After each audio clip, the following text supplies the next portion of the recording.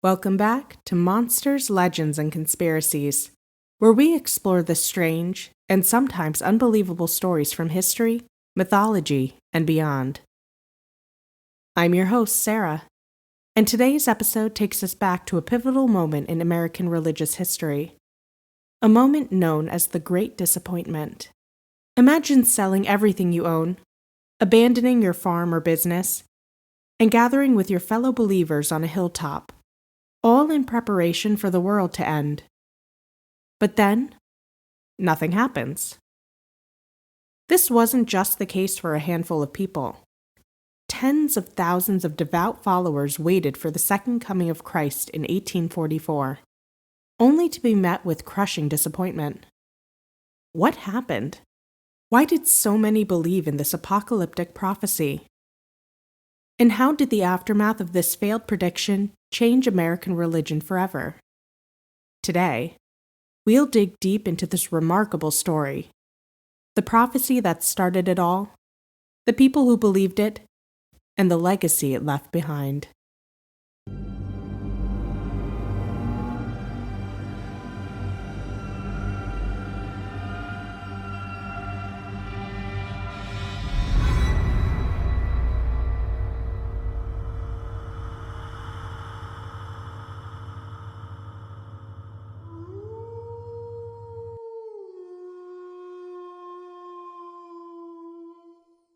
Our story begins in the early 19th century, a time when America was experiencing a religious revival known as the Second Great Awakening.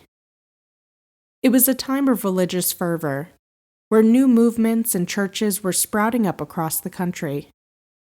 One such movement was led by a Baptist preacher named William Miller. Miller, a farmer and veteran of the War of 1812, became fascinated with biblical prophecy. Specifically, he was drawn to the book of Daniel in the Old Testament, a text filled with cryptic visions and numerical symbolism. Through his study, Miller became convinced that he had unlocked the mystery of when Christ would return to earth. He calculated that the second coming would occur between March 21st, 1843, and March 21st, 1844. But what made Miller so confident in his prediction? He focused on Daniel chapter 8, verse 14, which states, "Unto 2,300 days, then shall the sanctuary be cleansed." Miller interpreted these 2,300 days as years, and believed they began with a decree to rebuild Jerusalem in 457 BCE.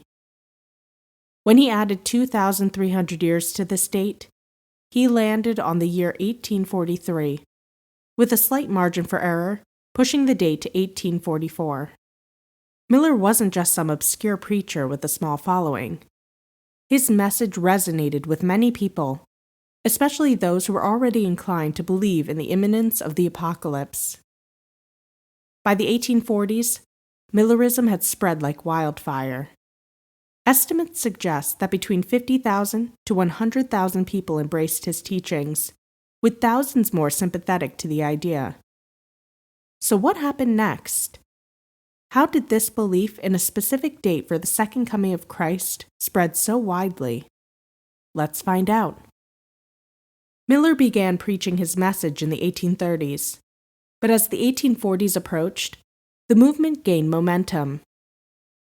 Miller's followers, known as Millerites, took his prophecy seriously and began spreading the word across the United States. This wasn't just a small movement confined to a few isolated communities. Millerism was a national phenomenon, with newspapers, pamphlets, and even large public meetings organized to spread the word. Preachers and laypeople alike joined the cause, convinced that the world as they knew it was coming to an end. Imagine the excitement and urgency these people must have felt. They were living in an era where many saw the world around them as corrupt and wicked. The idea that Christ would return to cleanse the earth offered hope and a promise of salvation. As the expected date for Christ's return approached, the anticipation only grew. People sold their possessions, left their jobs, and gathered together, convinced that the second coming was imminent. By early 1844, the Millerite message had reached its peak. Miller, despite his earlier reluctance to set an exact date, had come to believe that Christ would return sometime between March 21st, 1843, and March 21st, 1844. When March 1844 came and went, without incident, many Millerites were left confused, but their faith remained strong. A new date was soon proposed, October 22nd, 1844. October 22nd, 1844. This date was etched into the minds of thousands of believers. It was the day they believed they would witness the second coming of Christ.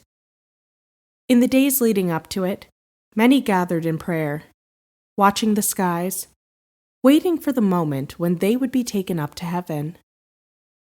One can only imagine the scene.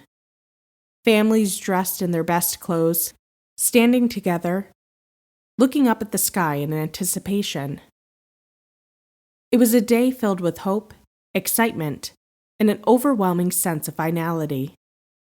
But as the hours passed, the sun began to set, and no sign of Christ appeared. Still, they waited. Some stayed awake all night, holding on to the hope that perhaps their timing was off by a few hours. But dawn came, and still nothing happened.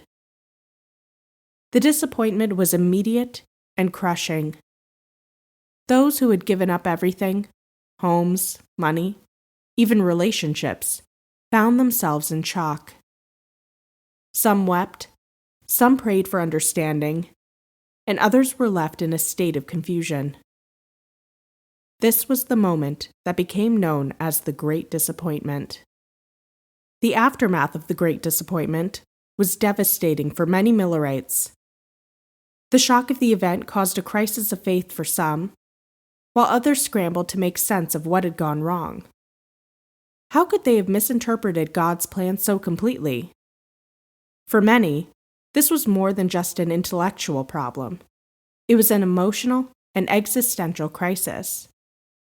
People who had fully committed to the idea of the world ending were left to pick up the pieces of their lives.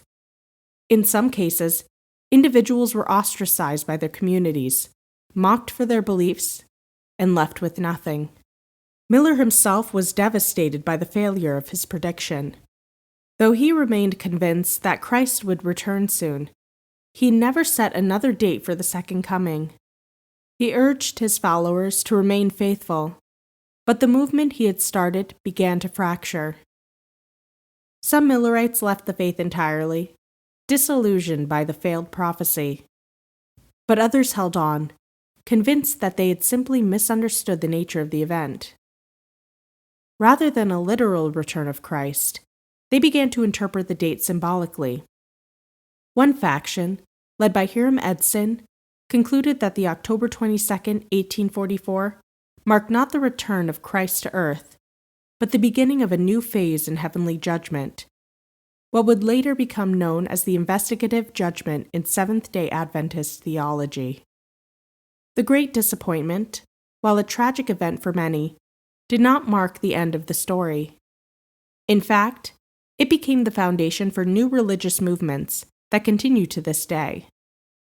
Perhaps the most notable of these is the Seventh-day Adventist Church, which grew out of the Millerite movement. Seventh-day Adventists took Edson's interpretation of this prophecy and developed a theology around it, emphasizing the idea of Christ's work in the heavenly sanctuary and the importance of the Sabbath. Today, the Seventh-day Adventist Church is one of the largest Protestant denominations in the world, with millions of members. But beyond the Adventist movement, the Great Disappointment had a lasting impact on American religious culture. It highlighted the power and peril of apocalyptic thinking, showing both the deep faith that prophecy can inspire and the deep despair that can follow when a prophecy fails. It also served as a warning about the dangers of date-setting in religion, a theme that has been echoed in many failed apocalyptic movements since. The Great Disappointment is a powerful reminder of the human capacity for belief, hope, and faith, even in the face of overwhelming evidence to the contrary.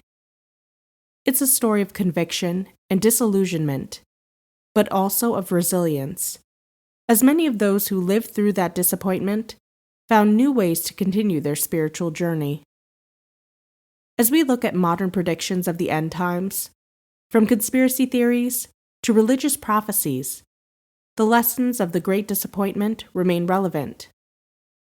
Belief can inspire, but it can also blind. And when the world doesn't end as expected, what remains is the faith we carry forward, or the lessons we take away. Thank you for joining me on this journey through history. I'm Sarah, and this has been Monsters, Legends, and Conspiracies. Until next time, stay curious, stay cautious, and never stop seeking the truth.